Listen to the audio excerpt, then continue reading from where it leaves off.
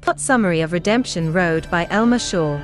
Elma Shaw's Redemption Road, The Quest for Peace and Justice in Liberia, 2008, explores the healing journey of Bendu Lewis and other survivors of the Liberian Civil War as they wrestle with painful memories while striving for closure, justice, and reconciliation.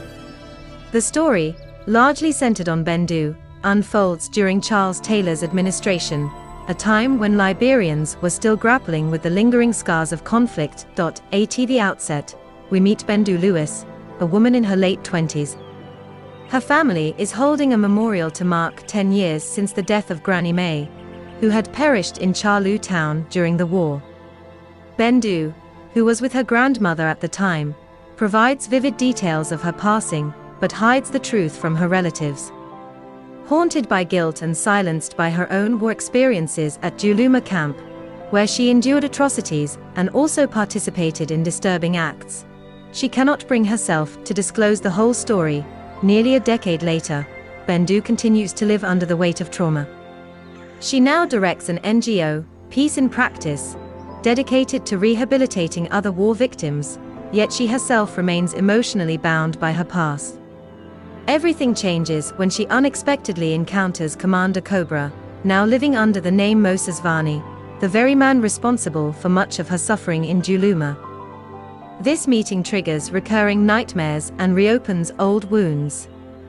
She eventually confides in her family and close friends about her encounter with Vani and decides to seek justice, despite her colleague Agnes's warning that pursuing him legally would be fruitless. Her fears are confirmed when the police prove unable to build a case strong enough to indict him. When Vani learns of Bendu's legal pursuit, he retaliates by abducting her. Blindfolded and taken to a lagoon, Bendu suffers repeated threats and assaults. Vani attempts to use her own hidden wartime deeds as blackmail, threatening to expose her to her family and community. He eventually tries to kill her, but she narrowly escapes. Severely injured, she makes it to Calvin's home and is then taken to a hospital. There, Bendu decides to strip Vani of his power over her by openly confessing to her family and friends what she had endured and done during the war. Among the revelations is that she bore a child in Juluma, a baby she abandoned just months after birth. Though deeply shaken, her family stands beside her. She moves into Siata's house, while she recovers and later learns of Commander Cobra's death. Her mother, Eva Lewis, travels from the United States to support her, infusing her with renewed hope and confidence.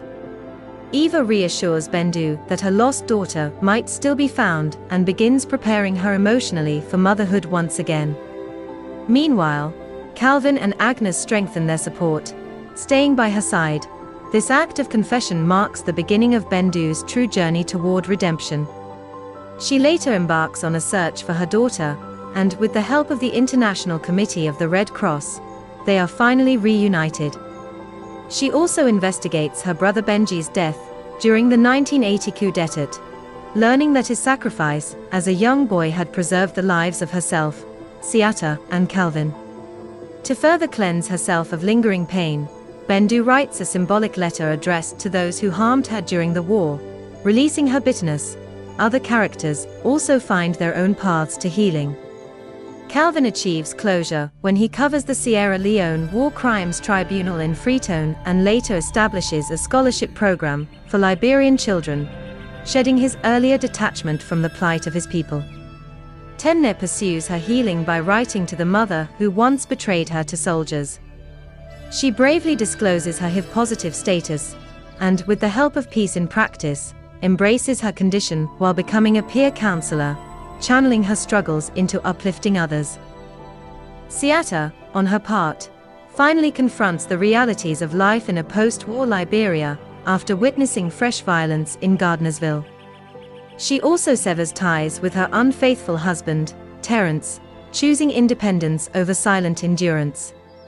Their mother, Eva, too, reconciles with the grief of losing Benji, clarifying to her daughters that her devotion to her late son never meant favoritism, but a grief she would have carried equally for any of them. In the end, Shaw weaves the different threads of trauma, resilience, and forgiveness into resolution. Each character reaches a form of closure, and Bendu's own story, marked by revelation, reconciliation, and reunion, becomes the clearest embodiment of the novel's redemptive vision.